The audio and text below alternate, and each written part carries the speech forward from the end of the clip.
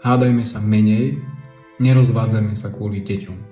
Ak sa vám niekedy zdalo, že rozvod by všetko vyriešil, zadržte na chvíľu. Nie kvôli sebe, ale kvôli deťom. Psychológovia upozorňujú, že rozvod je najčastejším dôvodom vzniku depresií u detí.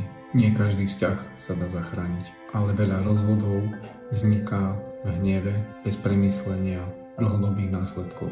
A práve to môže poznačiť naše deti. Niektoré deti po rozvode zažijú úľavu, iné si ponesú rany na celý život. Záleží na tom, ako to zvládneme my, rodičia. Hádajme sa menej, učme sa odpúšťať, rozprávať. Ak sa už musíme rozísť, nech je to bez vojny. Rozvod nemusí deti zničiť, ale hádky bez konca môžu.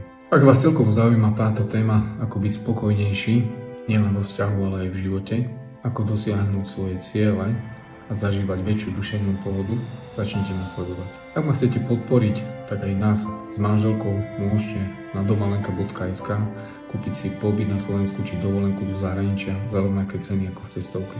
Majte sa krásne.